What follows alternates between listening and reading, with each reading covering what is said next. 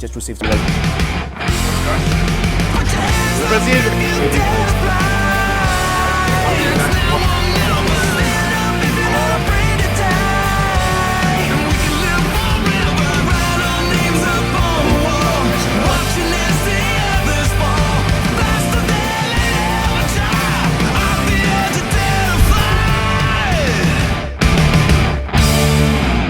All the way from wherever we come from, we're here in Africa, in Mauritius. Even the main event fighters, Shahid, Torres, and Nkosi, have also traveled a long way to be here. And it's all happening here in Mauritius in 2 days' time. And we've spoken about it many, many times about who's going to win the fight, who won the first fight, who won the second fight, what's going to happen in the third fight. But it never ends. One thing I kept thinking about is that keeps me up at night is, well, I hope it's not a no contest on the third fight. You know, we can't do this anymore. You know, we need to have. We call this a final chapter. It has to be the final chapter. This is it. This is it. That's it. Yeah, Nothing more. You know, but trilogy is over right here. But who's going to write the final chapter and what's going to be the story that's going to be written? I think there's so many things coming out right now. I mean, when we look at the odds of the first fight, the second fight, and the third fight, all the way from -600 favorite Shahid Torres in the first fight, and now he's somewhere around -200 something underdog. And how long has it been since the first fight to the third fight? The odds for me are entirely immaterial, for a simple reason that this fight comes down to the why. Why do you want to win this fight? Why are you engaging in this fight? Why are you putting yourself in this position? So statistics and everything for me, and I'm a statistics guy. I'm all about the numbers, I'm all about percentages, but for me this comes down to the anomalous factor of why. Why do you want this fight? Why does Shahid Torres want this fight? Why does Nkosi need to win this fight? That is the biggest factor for me. Nkosi, for legacy, for continuity as a champion. For Shahid Torres, it really comes down to, and I say this with love in my heart, it comes down to relevance. If Shahid Torres does not win this fight, is he still relevant in the bantamweight division? It's a question I pose to you, gentlemen. He will always be relevant in the flyweight division. I mean, I get it, but we're still talking about the former bantamweight champion.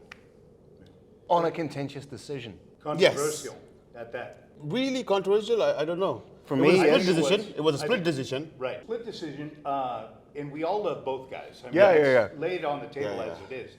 But the first fight was definitely controversial. I personally had Nkosi winning. You know, I look at this now, the third fight, it's kind of how you have a little brother and their big brother. Yeah. And you grow up and you always respect your big brother. Everything he does is perfect, right? And you realize, my big brother can take on anybody in the world. And you get to a point where you realize, my big brother isn't so bad anymore. Right. I think I can take my big brother. Is With all love and little respect. brother becoming the big brother? Little brother becoming the big brother, that's how I see it. And not to take anything away from Shorty, but Nkosi has that confidence now that he never had before. He has 2 training camps that he's never had before. Great point. He has the athleticism, the size, the will, like you were talking about, the why. The why, yeah. I mean, this man is hungry. Shorty is one of the most intelligent fighters on the planet. So cerebral, yeah. So cerebral. You can't put another fighter in his place who is going to dictate methodically what he wants to do to his opponent. But is it enough, Brave Nation? Is that enough to carry out and get this third fight in the trilogy? I don't know. You know, you look at Nkosi and you see 2 camps. You see how he's grown. It's just been amazing how he's, evolved. Yeah. Right in front of our eyes, we've seen a superstar budding, kind of like a Kubanza. Right. King Kong is just, same type of thing.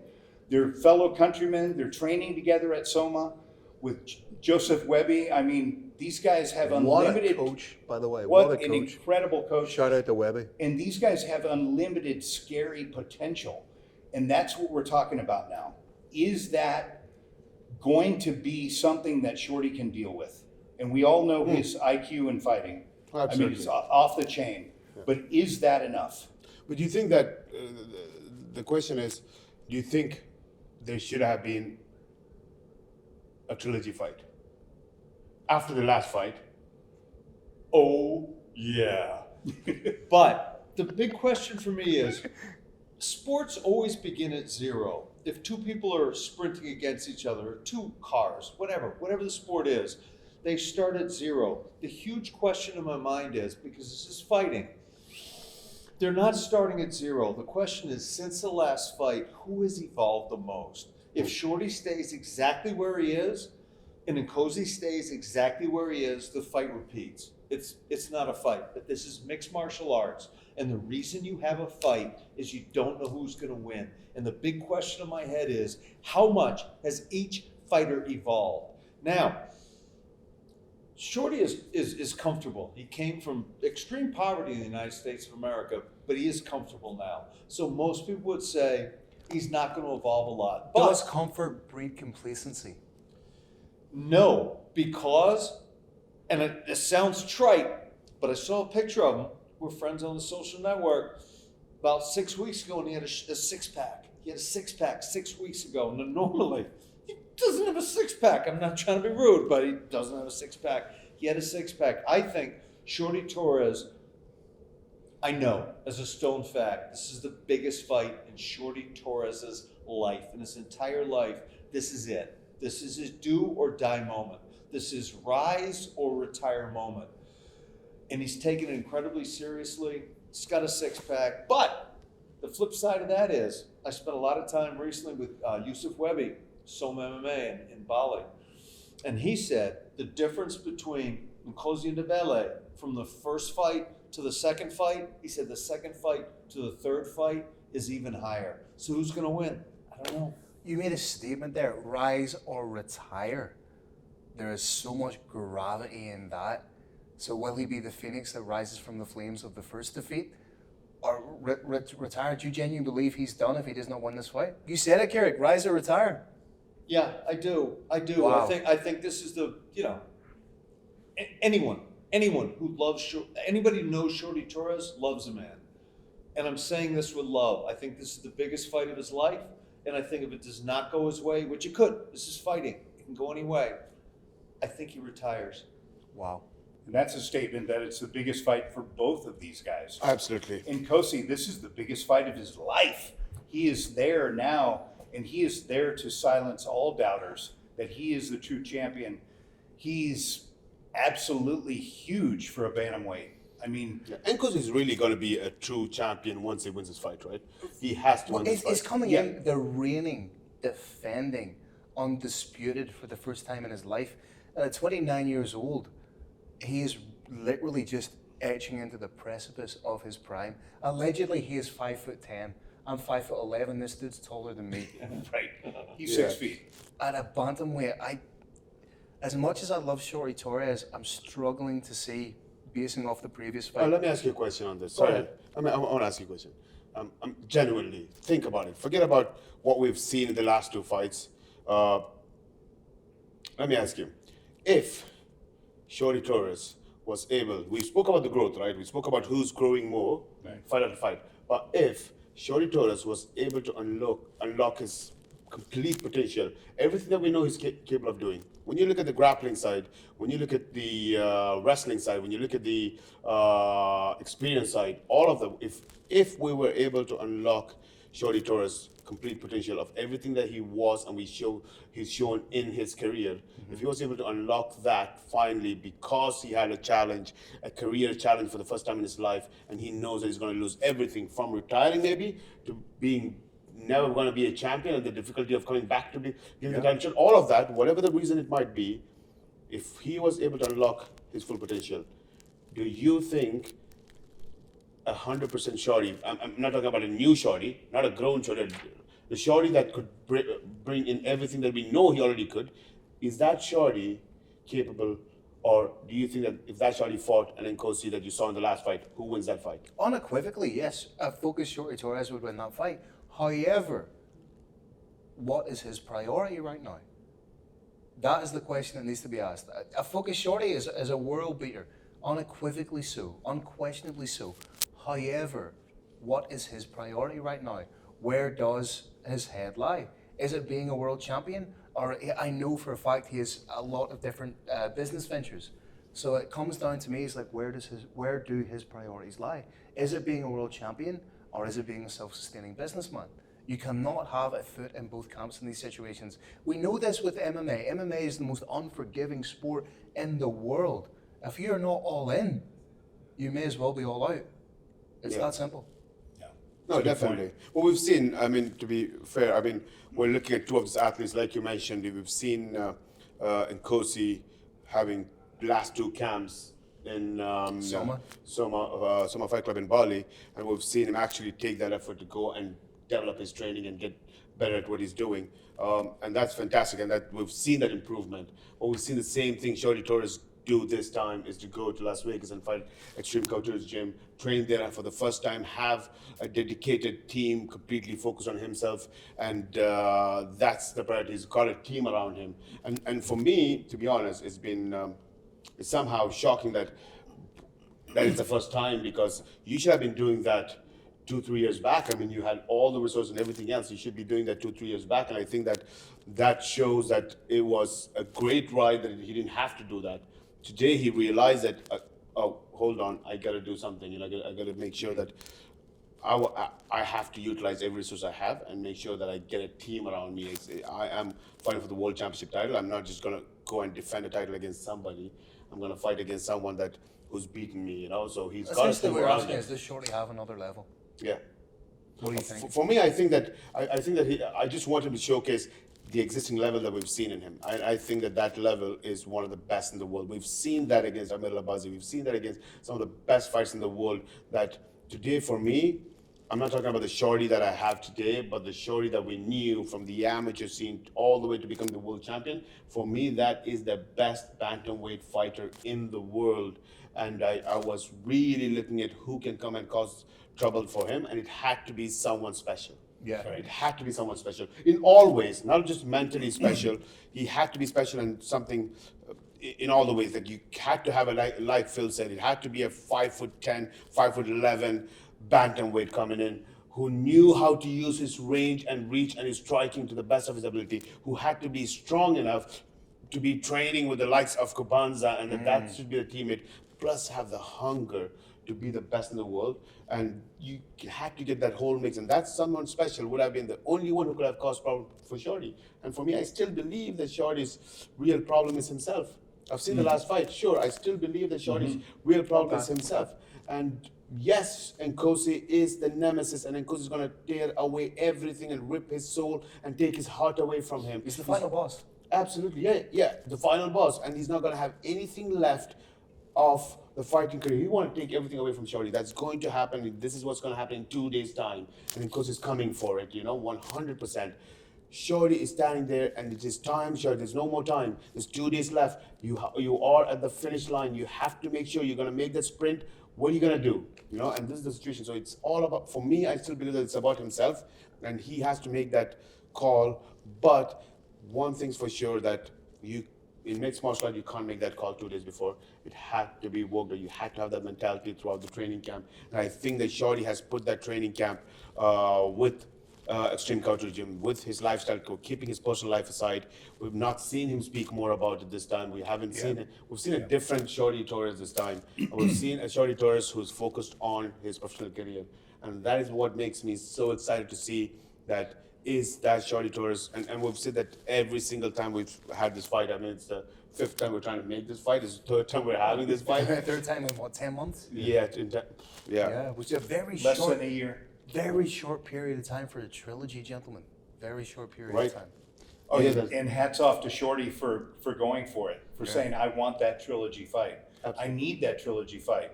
And if you look at Shorty Torres' career, he's really rolled over guys for most of his career. He had a 33-fight win streak at one time. I mean, this man has just been on another level, and this is really the first time that he's going into a fight as an underdog. Yeah. So we're going to find out which Shorty is coming, and is he going to stay and be relevant, like you said, Or is he going to go off and into the sunset and had a great career and say, I did what I could, but it's time for me to go?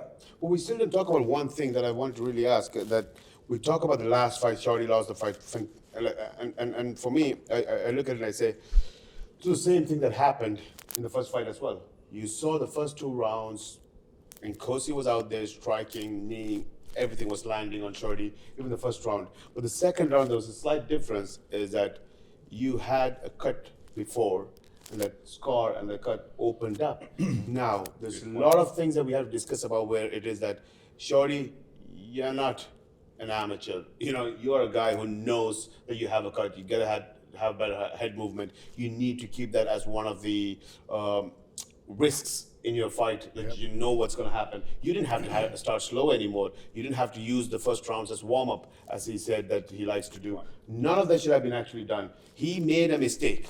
Shorty made a strategical mistake in the second fight for sure, and that was completely on him. But how much is that cut a factor? 1. 2, we spoke about 3 fights in 10 months. Yeah.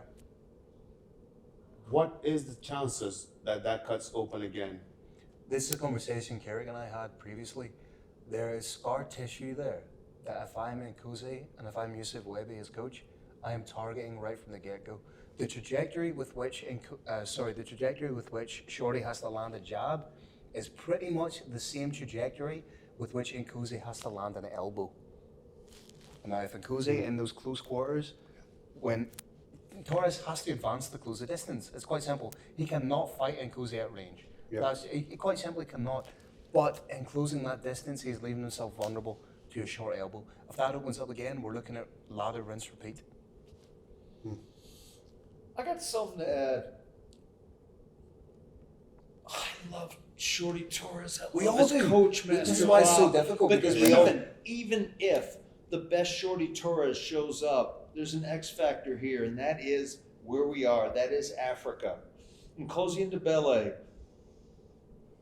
is the joy, the honor, the pride that he has for becoming the first world champion to defend a title, African champion, to defend a title in Africa, is almost inexplicable. I've been spending time with him. I've looked at him, and it's the joy, the honor, the pride that he gets is almost magical. And even if the greatest Shorty Torres that we have ever seen shows up, the power of Africa rising up, and Nkosi Ndebele may bring him up to not the next level, but the level above that. Yeah, they're definitely. And you can see that from the attitude and the fight week we've been through. I mean, they've been already started the mind games. I've been hearing that Shorty's walking around with his title belt, and I think that he's really trying to, And Nkosi left a note at, I think it was the poster signings. Yeah. And Nkosi left a note on the table. This belt is not for short people. I do not touch. That was pointed, and that also tells me that our champion has legitimate confidence. And when you are that good and you have that skill set and you have confidence in your own ability, big man's feeling himself. Oh yeah, he knows he's a champion. He's feeling himself big time. Yeah. We're actually seeing Nkosi come out there, and that's He's walking around like James Brown. Yeah. And that's a scary part where he's coming and like you said, it's a different level where he's there and he's like, this is not me coming to prove myself. Like the last 2 fights, he was like, I'm there. I'm going to show everybody that I'm the champion. I was the champion. And this was all. Now he's. I'm the champion. You show me. You show me what you have. Yeah, very obvious. I am the champion, and he walks like a champion, talks like a champion, acts like a champion, and he's having the confidence of a champion, and he's trying to put that mindset into his opponent and say, to tell him that, listen, I'm going to bully you. You're going to get bullied. You know why? Because I'm the champion. 100%. And that's what's going to happen, and you will laugh about it, and you will enjoy it, and you'll be proud of a champion bullying you. And that's the different mentality. I mean, it's a different level of what's looking at. I think that it definitely, this is going to be amazing 2 athletes with fantastic skills, so much talent, different styles of fighting. That's the clash of different styles, experience, the lineage they come from the amateur level all the way to professional level. Both have been Bantamweight champions in Brave Combat Federation. both have a history Both of being IMAF champions too. IMF champions Yeah. as well. And then you look at Shorty becoming one of those athletes who's started as a foundation of where Brave has started from. He was a founding member of KHK, Yeah. while Nkosi is the only homegrown champion of Brave Combat Federation. His entire pro career fought with Brave. That's incredible. Yeah. And all those history colliding together, and beyond that, we're talking about the mental warfare that's going to be happening here within themselves and between each other. I think this is the most complete fight, and for me, there is so much variables that could affect this fight. It's not just about who's good and who's bad. And I think that for both this fight, they do have to realize that this is something of the highest level of competition as a human being they're going to face in life. And this is something that, win or lose, they can take away so much from this. And for me as a fight fan, it's exciting to study it, to see it, and to wish what's going to happen. So even before we talk about anything else, I have to, you guys have so much more knowledge about the fights and the insights of it. You have to tell me what you think and how do you see the fight going. Kirik, what do you think is going to happen? Is it going to be a 3-round fight? Is it going to go to the distance? Is there going to be takedowns happening? Is Nkosi going to open that cut? What do you see when you visualize that fight happening in 48 hours time? Thank you so much for starting with Kirik, by the way. Nkosi and Ndebele, second half of round 2. That's my prediction. And Hi. second half of round 2, you think he's going to outstrike him? He's going to finish him because of the cut, or you're going to actually drop the guy? I think he's going to cut him to pieces, to ribbons, with the elbows as Shorty tries to come in. He knows, as a stone fact, Shorty always starts slow. Shorty's not going to start slow this fight. He's not. He knows it's part of his makeup. It has not worked out well for him, as we've all seen. He knows Shorty's going to come wrestling for him. And knowing everything in mixed martial arts is reads. If you know what your opponent's going to do, it's an easy fight. You know what they're going to do. If you know where the hand's coming from, you can counter it. He knows Shorty's going to come out hard with the wrestling, and he's going to counter because Shorty doesn't have the reach advantage. He's got to get from A to B to C to Z to Z, and he's inside. And Shorty is going to catch 3, 4 elbows on the way in each time, and the 15th, 16th elbow that lands, it's over. And I predict it's going to be the second half of the second round. I'm not disinclined to agree with you, which is rare for you and I, but I believe that Nkosi will, with the greatest respect, beat Jose Torres up for the first round and then choose whenever he wants to finish him in the second. And that breaks my heart a little bit to say, because obviously we always talk about how much we love Shorty. He's our friend.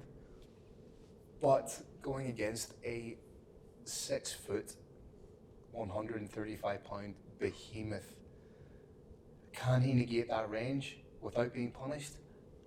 Genuinely, I don't think so. And he's fighting an African in Africa. Exactly. I can't minimize that. And also the exponential improvements we have seen in Nkosi during his time at Summer under Yusuf Webe. As far as I'm aware, we are looking at the best possible version of Nkosi and Ndebele. The best, for my money, the best possible version of Nkosi and Ndebele beats the best possible version of Jose Shorty Torres. Yeah, that would be, yeah. It's a big claim, I know that. Yeah. And it's tough because Shorty's like the captain, right? He is the team captain. Yeah. He's the guy. We all look at it Brave. We've all loved him from Brave 1. We're not saying it because we want to say it. No, we're saying this because is us trying we- to be objective. We have to be objective. That's Yeah. what we do, right? And that's why people, respect us, because we'll always give our honest opinion. I just feel that I agree with Phil in the aspect of Nkosi has grown so much. He's grown in front of our eyes. Like, it's very rare you can see a fighter grow in front of your eyes and go, He's been better every time we've seen him. wow, from Every 1 time year we've seen him, ago, yeah. from 2 Every years single ago, time, yeah. from 4 years ago, this guy is unbelievably different in his style, in his confidence, how he does things in the cage, how he now assumes going in that he will win and be the victor. Yeah. And he backs that up every time. I love both men, but I have to say, I think Nkosi takes it within 2 rounds. Yeah. I think it's going to be a show. I think he's going to make a statement. I think he's going to prove that he is the best in the world, and that fighting in front of his hometown of Africa is going to propel him to new heights, which he didn't need, by the way. This guy is driven on his own. But that's how I see the fight going. I just see too big, too athletic, too tall, too long, just too strong. Too much. And too much. I mean, Shorty took him down 6 times in that first fight, which was incredible. But you saw from the second fight and now expect the third. That's not going to happen in my book. I could be wrong, but that's how I feel. No, it totally makes sense, and that's where you see Shorty becoming the underdog, right? I mean, definitely everybody looks at Maybe for the first time in his career? First time, I think. First time in his career. Yeah. For sure. I mean, the funny thing is, this is the fight where he had the biggest. He was the biggest favorite in his whole career. Was in this trilogy, Right. and he was biggest underdog in his career in the same trilogy against Nkosi. I mean, that shows how much of his life's career has been this fight. This opponent has been a big part of his career. But for me, again, I think 100% Nkosi have grown every single fight. He's been a different fighter, no doubt about it. Correct. No argument. I think Nkosi is a fighter that very hard for a lot of fighters to actually find a way to beat him. I don't think there's much of strategies that can actually be better than Nkosi. It doesn't exist. But for me, I'm just putting one thing on the table, that I don't think I've seen Nkosi clearly beat Shorty Torres. I've seen Nkosi beat Shorty Torres in a round and completely dominate a round. And I've seen that. I've seen that in the first fight. I've seen Nkosi dominate a round, but for me personally, I don't think Nkosi won that fight. And I know that we disagree with that, and I think that Shorty won that fight. The second fight, I've seen Nkosi dominate Shorty in the first 2 rounds, and Shorty got a cut. Shorty lost the fight 100%, and I think Nkosi beat him, and getting the cut open doesn't mean that you don't take away anything from Shorty. Nkosi, I mean, sorry. Absolutely. But I'm yet to see a 5-fight round where I see that, yes, Nkosi have completely beaten the former champion, and he is the world champion today. And I'm yet to see that, and that's where I am. And I know that the first fight was what it was, and we were asking that question of why Shorty was the way he was in the beginning rounds, and he should have started better. And he said that I like to warm up in the first rounds, I like to start slow, which doesn't make any sense to me, and I don't think that's a smart decision. But in any case, the second fight he went the same way, and it cost him everything. You know, it cost him his title, it cost him his world championship, and it cost him everything that we're sitting today, and the whole world thinks that he's gonna not win that fight. And it's very clear that we've seen the domination. But on the third fight, if Shorty comes up and thinks that I know what my mistakes are and nobody's going to question Shorty's knowledge, his IQ, and his coach's knowledge about the science of fighting, and they're definitely going to identify that. And if we don't come and implement those, it's going to be the same story with Nkosi, and there's nothing else you can do about it. But I think if Shorty comes out and he becomes the fighter that we know he is, and I'm not saying, for me, at this point, 100% Shorty's going to beat Nkosi if he comes up at the best Shorty he can be, or we've seen before. With every knowledge that he has from the grappling and wrestling skills and understanding strikers, Shorty is not new to fighting and training with tall opponents. Believe me, I've seen that training with. We've had a camp, or we had a KHK camp, but I've seen we had this circle of rotation of fighters training with each other, and we had myself, when I used to be a fighter, myself, Eldar Eldarov, Hamza Kohiji, Khabib Nurmagomedov, Islam Makhachev, Frankie Edgar, Alex Soto, and Shorty Torres were the guys who were rotating with each other. Right. What was the last fight you seen the dog and Shorty?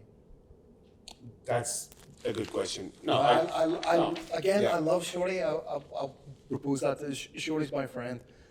But I'm struggling to remember the last time I really saw the dog in him. That get down, get gritty, do everything you have to do to win the fight. He dominated Mirabazi. Yes, it was clinical. But when was the last time you really saw the dog in Shorty? And that's a good point as we go to the trilogy, the evolution of both guys. It's what we need to see. We've seen that Nkosi can hurt Shorty, but have we seen that Shorty can really hurt Nkosi? We haven't seen that yet. Oh yeah. So that's a big intangible on the floor right now. I mean, Nkosi knows that. In his mind, he's going in thinking this guy can give me whatever he wants and it's not going to stop me. I'm going straight through him. And Nkosi made him quit. Let's call it what it was. Nkosi made I wouldn't call it quit. I mean, He you have to. said no mas. That was literally the brave version. No, you don't say That was no. literally the brave version of a no mas moment. He looked at the referee. No he made mas eye is contact. when you don't want to fight. You He got a made body eye shot. contact. Dude, he literally looked at the referee and said, He couldn't see the referee. Couldn't see. He wait, couldn't see the referee. he could see What are you it. talking about? He could see I thought it. he He could was see it gonna off be the look. He could see it off the look in the direction of the No referee. mas. and No say mas is when you Was that when or was you, that a no mas moment? Absolutely not. You quit. Dude. No, you do no mas when you get hurt and you're like, oh, it's hurting me. I don't want to So fight when you anymore. look at a referee and go, that's no mas. No mas implies you get a liver shot and you're like, oh, it hurts too much. That's very different from I can't see. What does no mas mean? No more. No, okay. Exactly. No more. Oh, I thought you were asking. Shorty Torres looked in the direction of the referee and did this. Because he couldn't see. Exactly. No mas. But I'll tell you this. Yes or no? Kirik, yes or no? No mas. Absolutely not. Okay. I Absolutely agree not. with Phil on this. No, absolutely I not. agree with you on this. No mas is no mas. No more is no more. Yeah, If no, you intimate to the referee you Whether could you not can see it or continue, not. that is the definition of no mas. sure. But at the same Sure, time, so you're agreeing with me. no. Thank you, I appreciate that. Thank you, sure, thank you. Linguistically. All right, no, talk to me. Yeah, let me explain. Sí o no? No, En español. We're not in Colombia right now. We're in Mauritius, bro. All right, I'll ask you this. Okay? So we've seen a lot of people quit, whatever it is. Now, would you say that if someone breaks their leg, Anderson Silva, for example, broke his leg, falls on the ground. I'm not saying he quit. Did He said Shorty, no did mas. Shorty Torres break his leg? He didn't. No, you're talking about an anomaly here. It's not specifically the fight. Absolutely. Because when you have a drop of blood going to your eye, spreads over, you're literally blind. You're actually seeing that. You're actually seeing Kirik. That's all you're going to be seeing. It's going to be completely red. There's nothing you can actually see. Fair. When you have a person who's as smart as Shorty Torres to stand there and say, you know what, I'm blind. Yeah. I'm blind. I'm blind. I can't do any more. I can do no more. No, I'm blind. Therefore, no mas. No, I'm blind. It's not my feelings. Right. What I feel, I feel pain, I feel distress, I feel stressed, I feel scared. None of that. It's not my feelings. It's physically, I'm not capable because I am blind. So did he intimate to the referee? It's almost like a fractured leg. It's almost It like is a fractured not leg. like a fractured It is leg. like a fractured leg. You're walking blind. That is a Absolutely, you're walking blind. Let me talk history. Roberto Duran said no mas because he was getting hit too much. Right. And Yeah, because sugar Are you His saying stomach- and in because, the and last because fight his you don't think stomach- Shorty was getting hit and too much? because his He and did. because He his was. stomach hurt But he wasn't blind. and because he got out-minded, and that was not, the no mas reference comes from a very specific case, and that case is not this one. And for the Politely record, we have to make this clear. Shorty Torres is not a no mas guy. You're absolutely right. Whether what happened in the fight or not, he's a smart guy. He realized he couldn't see. He realized that his career could be in danger from Yeah. taking more punishment, and he made the only choice he could. But I get the idea. I mean, that's what a lot of people don't talk about this, is because, to be honest, Shorty did tell the referee and he waved his hand. Yeah. And this is exactly why a lot of people think he quit. But a lot of people don't even know that what it is to have blood in your eye. You're literally Correct, yeah. blind. Fair, you know, and it's impossible to see.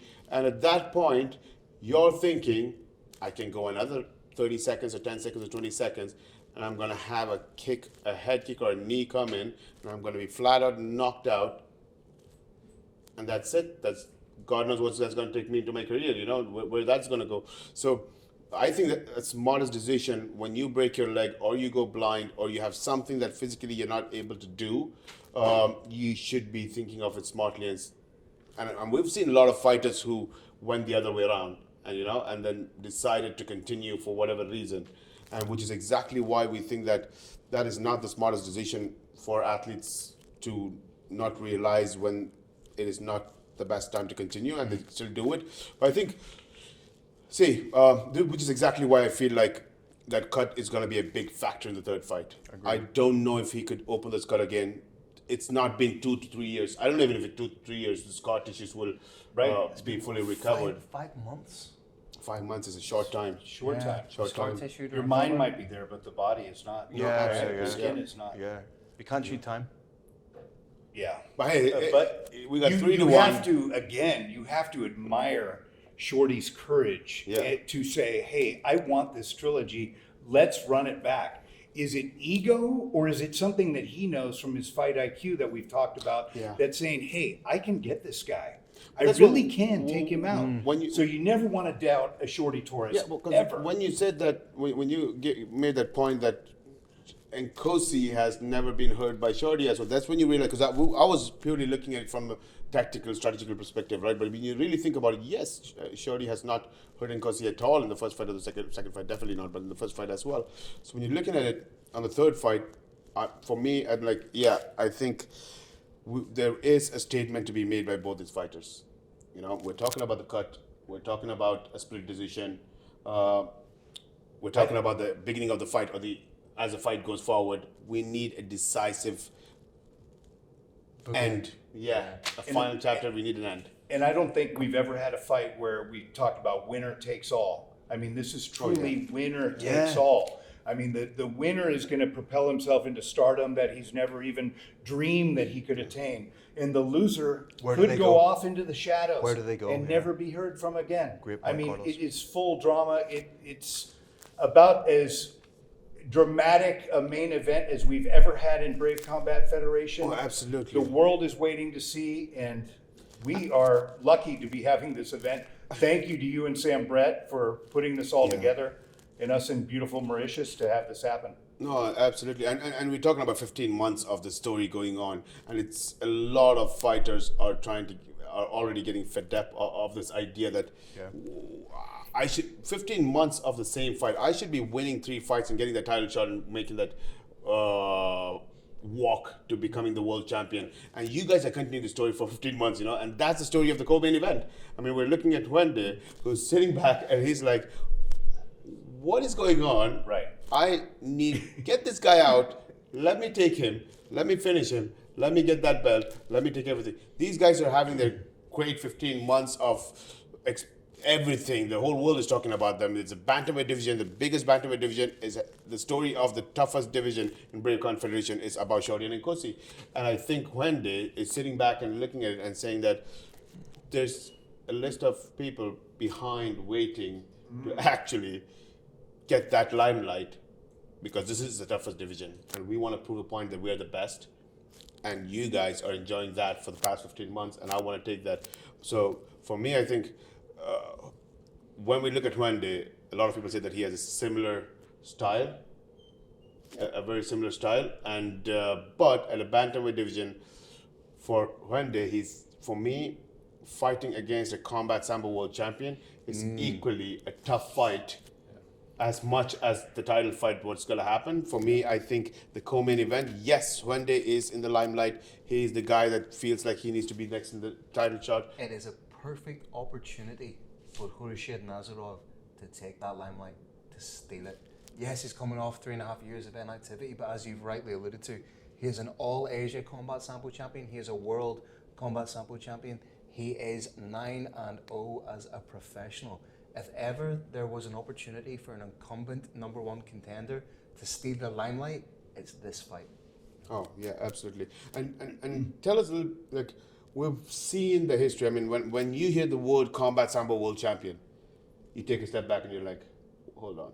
We've seen what combat sambo world champions can do in mixed martial art. It's no more a question of can they perform in mixed martial art. That's no more a question. We've seen what combat sambo world champions can do. Fedor did okay. Fedor did okay, yeah. It was okay, yeah. Not so bad. Our very own Ikram Aliskerov was a combat sambo world champion. Worked out well for him. Yeah, it worked out pretty good for him. Yeah, So lucky. So it really is a metric for your martial arts ability. Yeah. And I think the greatest sport transitionally to go from one sport to MMA is that of combat sambo. Yeah. I think the skill set involved in combat sambo is essentially MMA in a gi top and headgear. So I think if you accomplish great things in combat sambo, you will accomplish great things in MMA. When they come from beating a Tajik fighter in his last fight? Mutalibsho Akiborov, he beat by unanimous decision in his last fight. I can't quite remember where he was from, but he was from one of the Eastern European regions. Okay. So somewhere in my head I was like, if that's going to be a back-to-back win over Tajik fighters, he's going to be it's going to be hot tough. commodity. Yeah, he's going to be the crazy hunter of Tajikistan, you know. Tajik fighters, and yeah. build up. But that's not going to be an easy fight. That's going to be a tough fight when we look at the co-main event. What do you see? I mean, have you noticed that he wants Nkosi's limelight? Where do you put Wende in the bantamweight division and his quality of as a fighter? I want to take a step back from that and talk about something that to me is more important. I grew up in Africa. Nicholas Wende, Nkosi Ndebele are pioneers. And to me, it doesn't, honestly, when we look back on this, all of us, a decade, 20 years, 30 years from now, it's not going to matter because the most important thing that they're going to do for this sport is not win or lose for themselves. They are pioneers. They are showing the world what Africa has to offer. And it's going to be amazing. I do believe 20 years from now, Africa is going to dominate mixed martial arts. And it's going to dominate mixed martial arts because of what's going on in Brave Combat Federation. Brave Combat Federation is the most important mixed martial arts organization on the planet. It's leading in all regards. It's leading in terms of the number of countries you've been to. It's leading in terms of the weight divisions. So we don't have this horrible culture of extreme weight cutting. And it's leading in terms of bringing MMA to Africa and also bringing African MMA fighters all across the planet. So in the greater scheme of things, and it sounds horrible because I love all these guys, but it doesn't matter who wins or loses on Saturday night. What matters is these men are pioneers, and they're not just lifting up themselves, and they know it. I've talked to them about it. They're lifting up Africa. Absolutely. And we see Kobanza do the same thing. I mean, I was always talking about that when Kobanza, he was like, when you have an event as significant as what Kirik mentioned, we're coming back to Africa, but even more importantly, this event is something more important than just hosting an event in Africa. It's let's say a story of what Brave Combat Federation has done for African fighters and for Africa in MMA.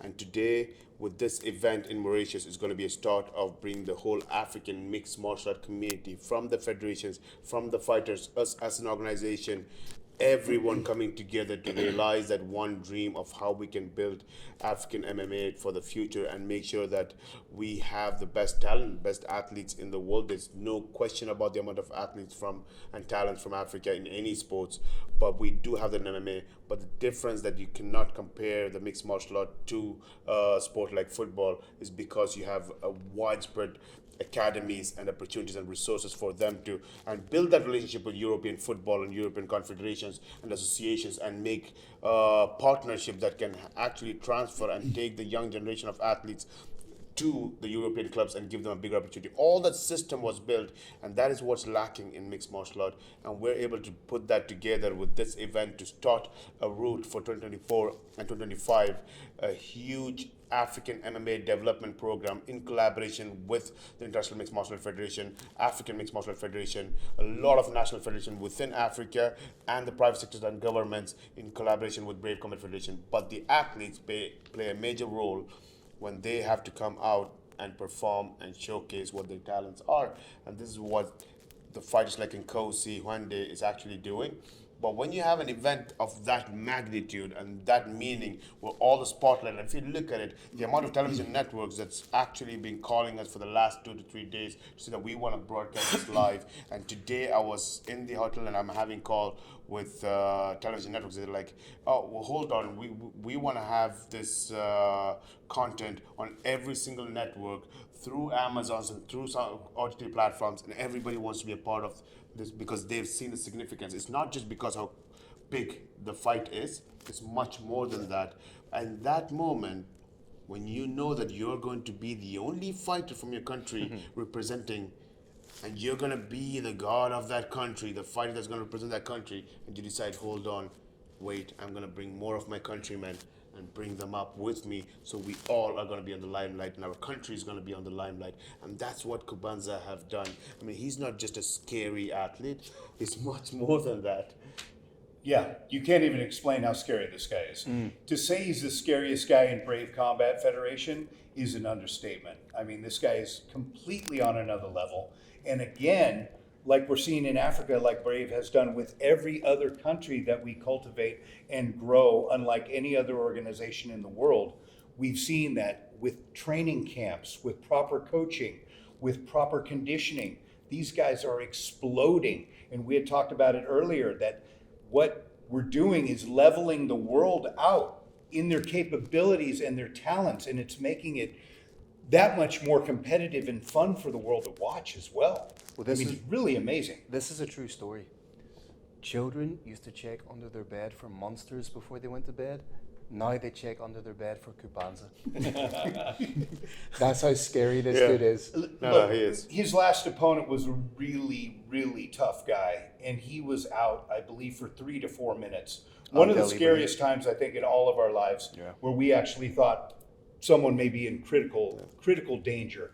But that gives a light to what you're actually doing when you agree to a fight with a guy like Kubanza, with that kind of skill, you know you're with going to get that kind of hunger. You know, even if you win, you're going to be in the hospital. That's the bottom line. That's a scary thought. That's a scary thought. But one of the beauties of mixed martial arts has always been, when you look at the beginning of why we love mixed martial arts and why it was something special, was because we've seen some of the most scariest men, big dudes with the big mustache, and they walk in and you're like, oh my God, guys like that. I mean, yeah, you just get freaked out, and you're looking at these monsters. And I think it was UFC once, and these days when you're seeing these monsters come in, and then and what changed the whole story was always that 60 kg guy coming in and destroying all of these big guys. And that is where grappling and jiu-jitsu got so much respect. And this is something that I still am yet to see in Kubanza. Well, however scary, however strong you are, there's always a history that we should never forget. Is grappling is not about who's scary or strong. It is about someone who can break down that big, scary tree, and that's where his opponent is going to put Kubanza into a test. And I think that that's a scary thought, and doesn't take anything away from Kubanza's power, strength, and how big and muscular he is. And I think that scientists need to actually take him and find out more about where humans can evolve to. But at the same time, we're talking about grappling, and there it's not always about strength. It is actually about dismantling you and making sure that it's all about breaking down your strength. Well, his opponent, Kareem Rabi, is coming in with 7 wins as a professional. 5 of those wins are via submission. But in hunting for the submission, you have to close the distance.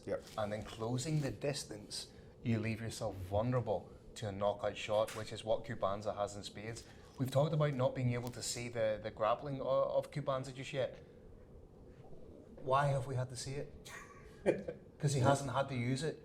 This man, don't get me wrong, this guy isn't just a striker. He's a legitimate Brazilian Jiu-Jitsu purple belt, so he knows what he's doing with regards to grappling, but he hasn't had to show it yet, which is just indicative of how dominant he has been thus far in Brave Combat Federation. No, definitely. And really, give all the credit to Cabanza for that, for sure. But I still believe that there is still that room where he's to be tested in his grappling skills and on the ground. And I don't know. Good luck to the guy that tries to push that. Exactly. I don't know if Kareem can do that, but I want to see someone putting him in that position. But the question is, can Kareem do that? And I think that he is coming in with those pedigrees and show that I'm going to be the guy that's going to make that happen. And I think if he's going to put Cabanza in that position where it's going to be about whose grappling is better, I really think that's going to be a test that we're yet to see if Cabanza can actually pass. I have to say one more time on this beautiful podcast, Soma Fight Club. They have every kind of fighter there. They've got strikers, they've got grapplers, they've got buku wrestlers. They go back to strikers. They got a lot of strikers. Everything. I believe everything he needs. He's been trained to. And here's a crazy thing about him. As I said, spent time with Yusuf Webby. Webby has to fight him to get him out of training. He screams at him, "Stop training." He goes, "Okay, coach, I will." Coach wanders off, just go home. I'm going home. And he's right back there hitting mitts. He's right back there wrestling. So I do believe at Soma Fight Club that he's gotten what he needs, but we haven't seen it. We haven't seen it because when he ices somebody, they're iced. They just go out. There's no need to grapple on the ground and wrap your arms around somebody because they're asleep. Referee's already pulled you off. Right. So I do believe he's got those skills that we're talking about, and I do believe he doesn't need them. You know, when you look at the African fighters, it's kind of like the Dagestani fighters, right? They really have another level of, they're going into this bout, and it's not about to show how good I am, to give you a good performance. They're there to end it. Yeah. They're there to make a statement, and they're there to show the world how it is done in their country. And we're feeling that with Africa as well. And these guys want to put a stamp, an exclamation point on their efforts. And that's the last, and the last time we've seen actually Cabanza fighting on the ground was throwing hammer fists at somebody's head, and that was not the best thing to see. But at the same time, the confidence that they have on their abilities and what they are all about. I mean, if I'm gonna bring someone to do their debut in Brave, I would never suggest them to go and fight against the best amateur in the world. And if Cabanza have said that I'm confident that this is going to be one of the biggest upsets, he's put his teammate Lolia to fight against Ramzan Gitinov. And for me, I do give a lot of credit to the confidence that Cabanza have and the fighters in that territory. And I think you should have that because there's no other way for you to believe that you can be the best in the world if you're going to sit back and think, okay, the rest of the world are amazing, we're not at that level, so when it comes to the other part of the world, let's just stay back. But no, you have to start believing within that we are equal or better than the rest of the world. And that's the only way to start, not bow your head towards the others. So I do understand that, and that mentality is really something that I do give credit to Cabanza and what he's instilling in his teammates. But that is going to be a tough fight for Lolia against Ramzan. Coming into this fight, I think Ramzan, I was looking at this and I was saying that in 2023, the last year, we're talking about looking at Ramzan's first fight in 2024, and you look at his last year and see how he performed. We're looking at 8 fights in 1 year, and we're looking at fighting 8 times. In that 8 fights, he became the IMF World Champion, Powerful #1 champion, got the award for the best male fighter, turned pro, and won all 4 fights by finishes. And this is his last year's record, and this is what is coming into 2024, and that is a scary opponent to go against. But I do have to look at it and think of it and say that you go into professional from amateur, there is slightly a difference. There is a difference in the way the fights are built, the promotion, the media behind it, the preparation for one individual fighter. All that factor does add. Absolutely. Everything's a step up. It adds a lot of value. I mean, differences in terms of, it's not the same thing as going into an amateur fight, and a lot at stake as well if you lose a fight as well, right? With all that being said, when you look at Ramzan, I still see that, yes, amazing 2023, but I don't see a strong professional MMA experience there. I see 4 fights. Sure, Lolia might have only 3 fights, but I still feel like he spent more time in a professional cage than Ramzan Gitanov. And that do matter. Definitely there's a lot of skill behind it, but that do matter. But I also feel like Ramzan, this fight is going to be something special for him because he's traveling to Africa.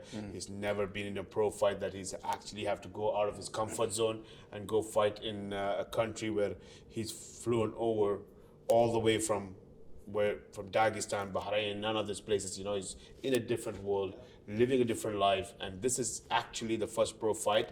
And although you look at those numbers of past 4 fights, he doesn't really have the experience because, and to give credit to this, because he finished the fights early, but he still don't have the actual experience at a pro cage. And I think Lolia has come with so much more experience. His teammates behind him. How many DRC fighters are there? Yeah, almost 3 DRC fighters, I think, in this card, and there's going to be a team behind all of them. I think there's going to be a bigger team. It's almost like Ramzan having a great time fighting in Bahrain with his teammates and everybody around him. He's going to face the opposite feeling here, and I don't know where he is at that mental level when he's going to face that for the first time in his career. Very interesting fight in prospect. This is by no means a gimme for Gitanov. You're talking in Lolia, 3-0 as a professional, 15-0 in kickboxing, 7-0 in boxing. So this isn't a guy that's just coming off the street here he's not a patsy by any stretch of the imagination. Yes, Ramzan Gitanov is the most successful amateur in the history of our sport. 3-time IMAF world champion, 2-time European champion, 1-time Asia Open champion, 1-time Super Cup champion. Those kind of statistics I don't think will ever be matched again in the scope of amateur MMA. But this is not amateur MMA, gentlemen. This is professional mixed martial arts that has so many different variables than the amateur game. So for me, again, I'm not going to get involved in who wins this fight. All I know is it'll probably be the toughest test in the professional career so far of Gitanov. It's that's what Cabanza also mentioned, that it might be the biggest upset in our Brave Combat Federation history, and I think that if Lolia beats Ramzan, then yes, it is going to be the biggest upset we've seen. Cabanza know what it takes to beat a man like Gitanov. In 2019, he beat him.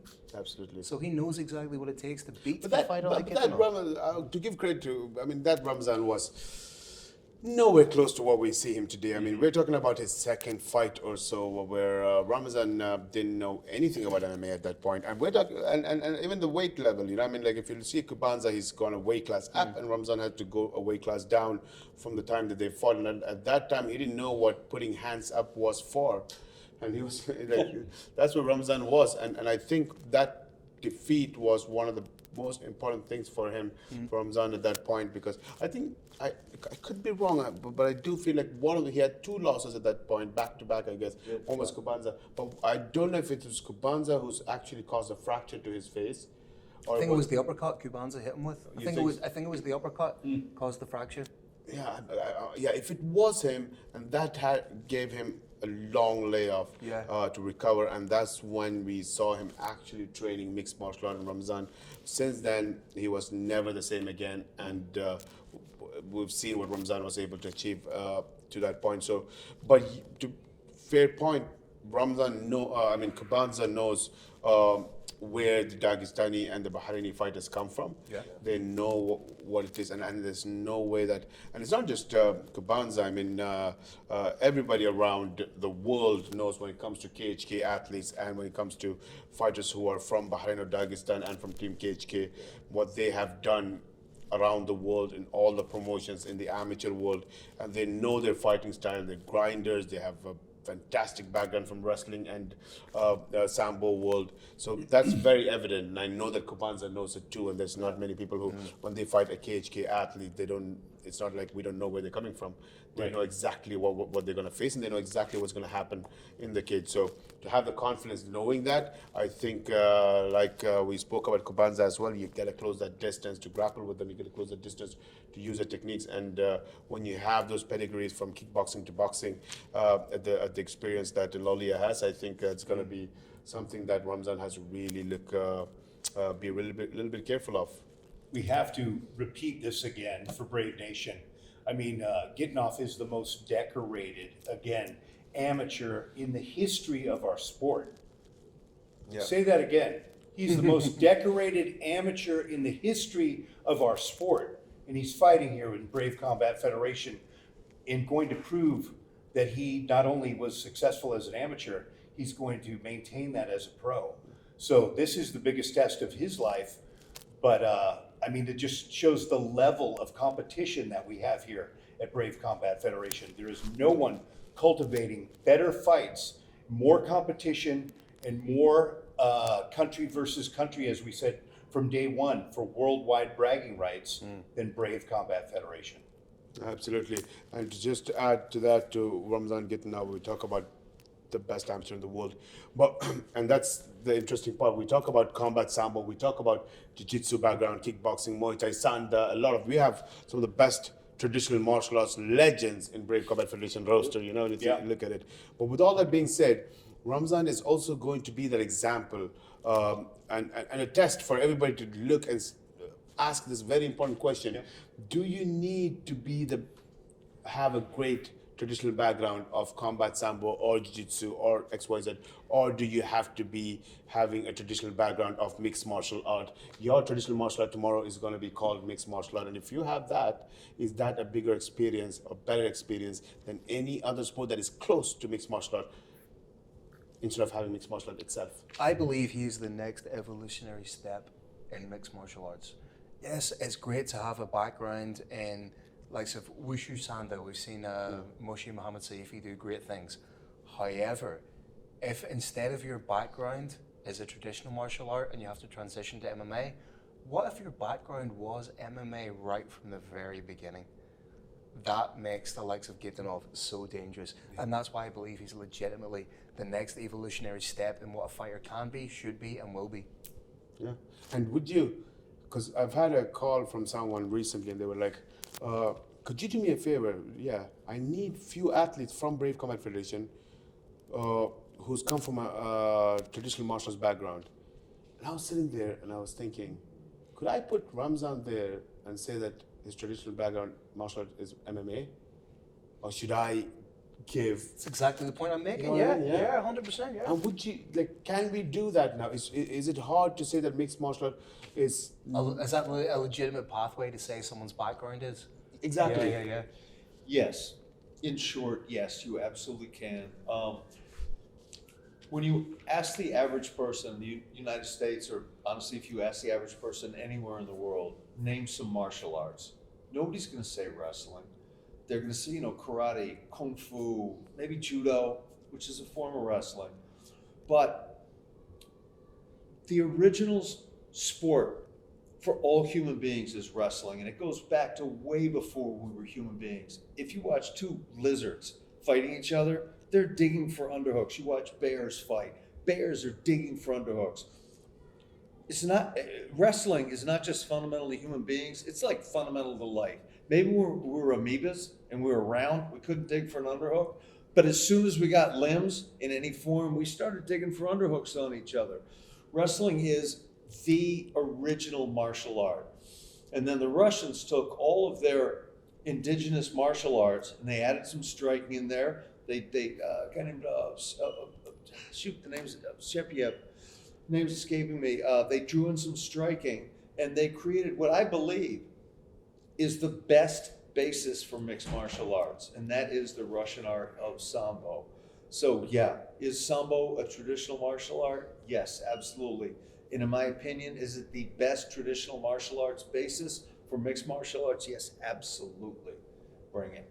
But would you say that now with the amateur background that we're having with mixed martial arts, MMA as a foundation sport? Yeah, can we say that I think so. my traditional martial art is MMA, Yeah. mixed martial art, not Sambo, not Jiu-Jitsu, none of that. I'm a mixed martial artist, and that's my traditional background. Why? Because that's the only thing that I've done from day one. Right. And we've not seen the result of, so even today, I like when you think about it, if you see a combat Sambo world champion fighting against a mixed martial art world champion, amateur both, would subconsciously I would still give credit to the combat sambo world champion for some reason, because I think that's been going on for 20, 30, 40, 50 years. Because you're conditioned to do so. Yeah, I think so. Yeah. But that's why I think that Ramazan is going to be a case study where we're going to put him out there against any traditional martial arts Right.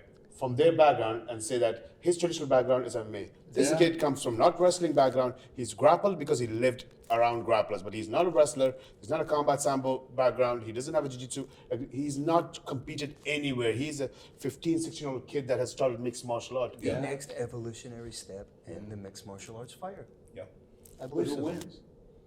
The sambo fighter or the mixed martial arts? The mixed martial amateur arts. fighter. Do you think so? For me, yeah. Yeah. The competition level for years of the of game. evolution Yeah, of competition, that's where the only question for me is like, I look at combat sam, and that's what, if you look at the competition of amateur MMAF amateurs today compared to the amateur MMA competition 10 years back, it was nothing compared to today you're seeing the best fight against the best. What's going to happen to that in 20 years, the competition? And that's what's happened with other sports when you're looking at combat sambo and kickboxing and Muay Thai.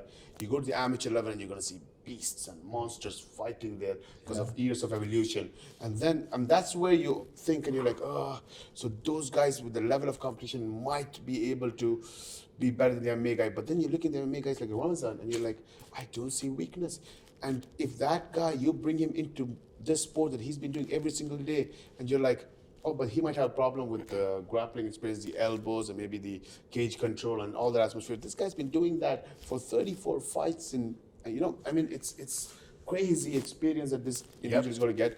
And if somebody comes to that sport, I think it's something else. I think that's something to be put to test to, and the test of that is going to be Ramazan. Ramazan, every fight is going to be a test for He's MMA. essentially representing the entire sport with every Yeah. fight he Yeah. has, Yeah. which is an incredible weight to bear upon your shoulders. But if ever there was a fighter who is capable of representing our sport and putting his flag upon the precipice of the mountain that is mixed martial arts, it's Ramzan Gatanov. That's going to be, and that is why every time he fights in a card, for me, it's much more than just an individual fighting. It's so much more, and that's why for me it was interesting that the light rotation, when you had the likes of Mahsen Saifi or Ramzan Gatanov, when you're seeing the top amateur athletes from combat sports, the highest level, and they're going to compete against each other, and you're going to know where MMA stands when you come from the MMA background. You He's know? the potential to be the standard bearer. Yeah. He's the potential to be the standard bearer for our sport, which is incredible. And a big statement to make for such a young fighter at 4-0 as a professional. I firmly believe he is capable. And the main event is the pioneer of IMAF, two-time world champion, Right. and he's fighting against pound for pound #1 African champion Nkosi, right? And that's our main event. So the best bantamweights in the world are guys who came from that amateur background. That So- developmental program, yeah. Absolutely. And the one who's finished that program and become a doctor in it is Ramzan Gatanov. Yeah. How good is that guy? Yeah.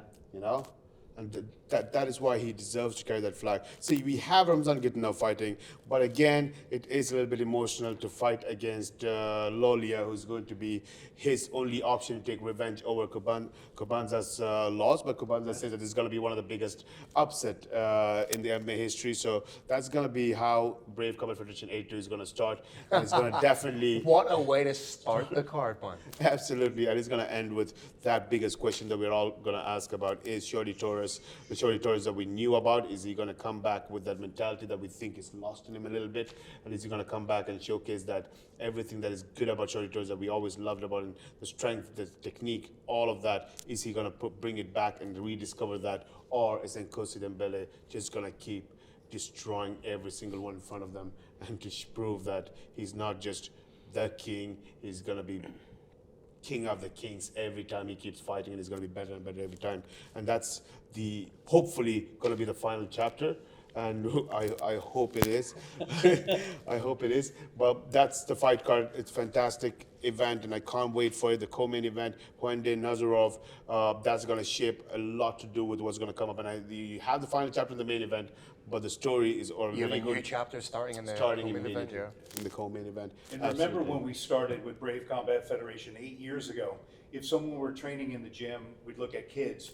Oh, they started at 14, 13, wow, 15. Now they're starting at 5. That's the evolution of, or even younger.